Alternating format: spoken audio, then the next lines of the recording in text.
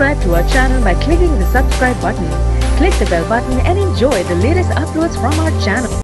हमारा हिस्सा अच्छा और दयानतदार नौकर। मुकद्दस मत्ती की मार्फत लिखी गई इंजील उसका 25वां बाब उसकी 21वीं आयत में यूँ लिखा है, ऐ अच्छे और दयानतदार नौकर, शाबाश, तू थोड़े में दयानतदार रहा, मैं तुझे बहुत चीज़ों का मुख्तार बनाऊंगा। अपने मालिक की खुशी में शरीक हो। खुदा हर शय का मालिक, तमाम वाक़यात को कंट्रोल करने वाला और हमारी तमाम ज़रूरियात पूरी करने वाला। हम सिर्फ मुख्तार हैं। हम लफ्ज़ मुख्तार का दो और मुख्तलिफ अल्फाज में तर्जमा कर सकते हैं, यानी मैनेजर और निगरान। हमें पाक कलाम में बताया गया है कि मुख्तार की जिम्मेदारी बहुत बड़ी है। वो खुदा के बाद हर किस्म का अख्तियार रखता है और उसके घरेलू मामलात और मालो दौलत का ज़िम्मेदार है। जब हम कलाम पाक का बगौर मुतालिया करते हैं तो हमें मालूम होता है कि खुदा ने बतौर मालिक हमें मुख्तार मुकर्रर किया है।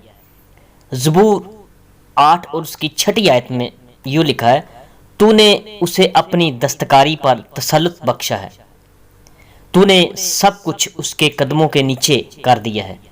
हमारी जिम्मेदारी सिर्फ ये है कि हम दयानतदार रहें।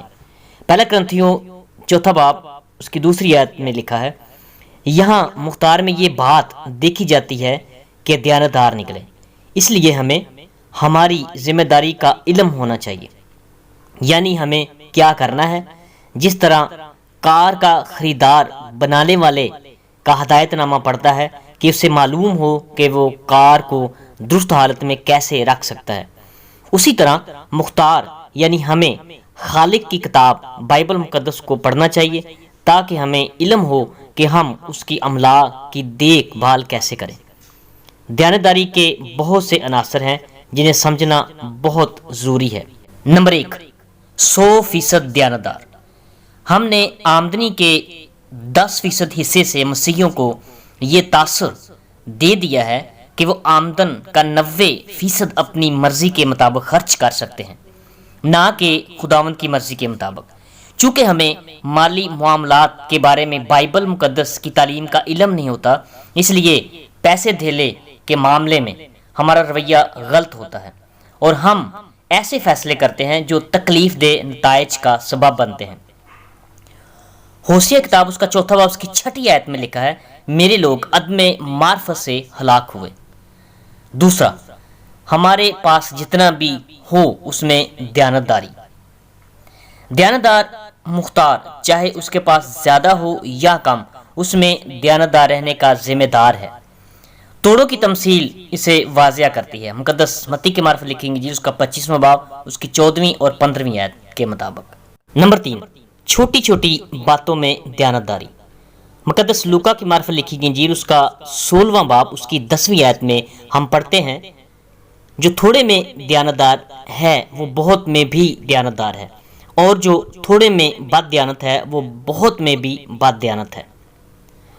मशहूर मरूफ मिशनरी हडसन टेलर का फरमान है, छोटी बातें छोटी होती हैं लेकिन छोटी बातों में दयानतदारी बड़ी बात है। नंबर 4, दूसरों के माल को दयानतदारी से संभालना। हम जितनी वफादारी के साथ किसी दूसरे के मालो सामान को संभालेंगे उतना ही हमारी जिम्मेदारी में सौंपा जाएगा। अगर तुम बेगाना माल में दयानतदार ना ठहरे तो जो तुम्हारा अपना है उसे कौन तुम्हें देगा। मुकद्दस लूका की मार्फत लिखी गई उसका 16वां बाब उसकी 12वीं आयत के मुताबिक। नंबर 5, दयानतदारी किरदार की तामीर करती है। खुदा पैसे के ज़रिए हमारे किरदार को तामीर करता है। अगरचे पैसा आम आर्दी चीज़ों में से है लेकिन गैर मामूली और अब्दी नताइज का हामिल है।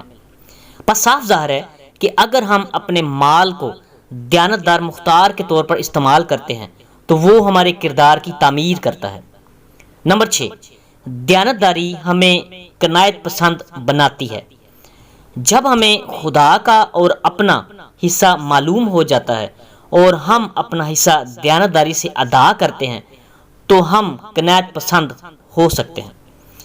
फिलिपियों का खत उसका 4 बाब उसकी 19वीं आयत से मालूम होता है कि पौलुस रसूल ने कनायत کرنا سیکھ لیا تھا۔